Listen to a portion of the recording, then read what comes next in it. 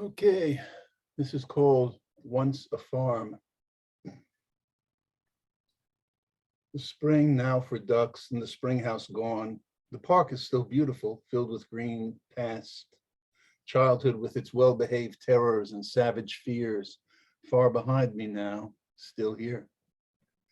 The young men now old or dead, understanding daddy differently now. Uncles have become more themselves, and my aunts, still as they were, they hardly seem slower, as they so marked that place, that corner of life. But my mother is gone, no longer arranging her thoughts towards calm, always seeking beauty in word, angry when it wasn't there. The interpretations may be mine now, and I claim no serenity, no right of way. It's generational.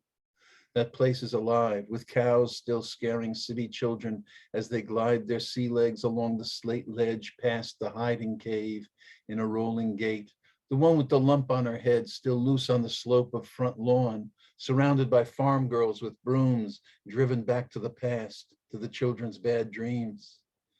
Where are they now? Why, still there, in their black and white photograph poses or running in snapshot delight and in play. But still the absence hurts like ulcers or heartburn.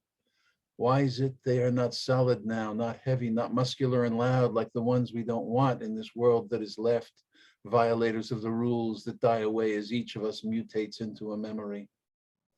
Can I not hold them back a little, grab a leg as they float away, give back some of the pain they leave us with by delaying their quest into ether and God, or maybe just angels on the run from Idris?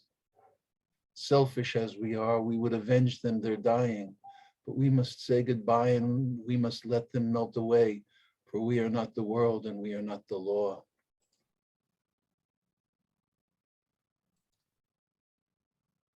And this is one I wrote just after I read Patti Smith's book. It's like the book, it's called Just Kids.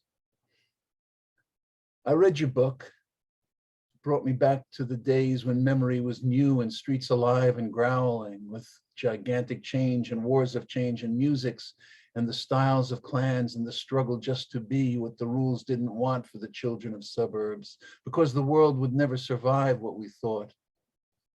You conjured up the Coney Island baby of the best minds, ranged around the love and war and fancy, flying 8 miles high, and all the posing Looney Tunes, all bent on some new life, unwritten yet, but waiting on a white dove's snowy wings. In tragedy and comedy, young love and loss to rise above forgiveness, to rise above a sense of loss.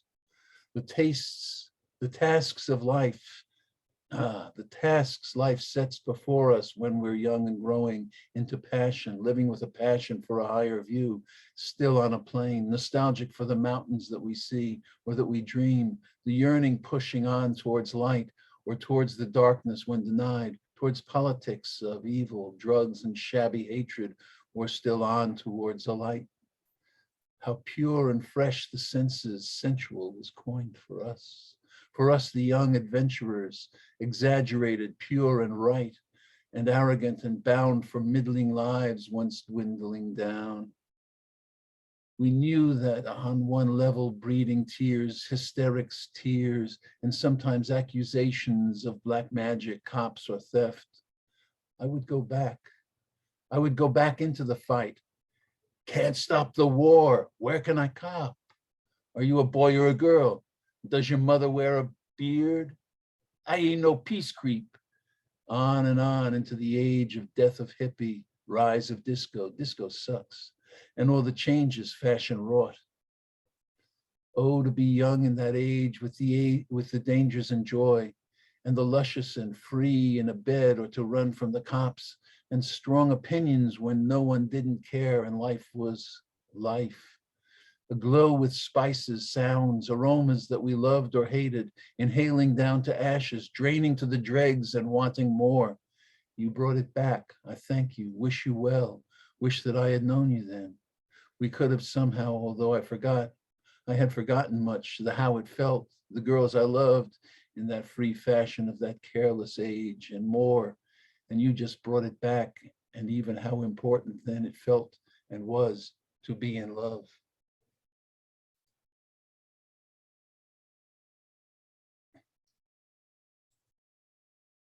And this is called Never to Return. I won't forget.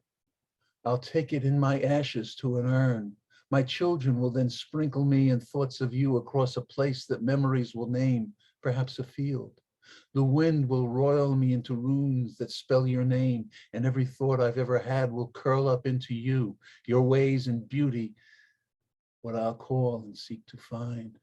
What resting place of wind or earth is yours, I do not know, because you never left that part of life where I was filled with hope and change and rising to a brave desire, thinking that there'd one day be a time of you and me.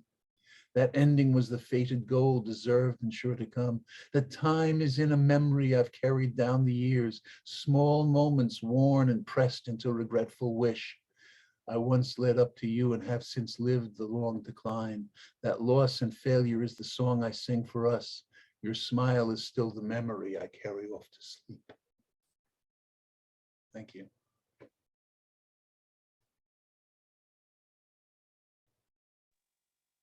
Thank you so much, Bill. Oh, there's my video here. Thank you kindly, sir. That corner of life where my mother has gone. How incredibly powerful that death being a corner of life, a part of it. I listened recently to Kaddish recited by Allen Ginsberg himself and drew me back to that. Driven back to the past, to childhood bad dreams. Uh, Certainly, the persistence of memory throughout those poems. Thanks for following the theme. We are not the world, and we are not the law. I love this. How do I say?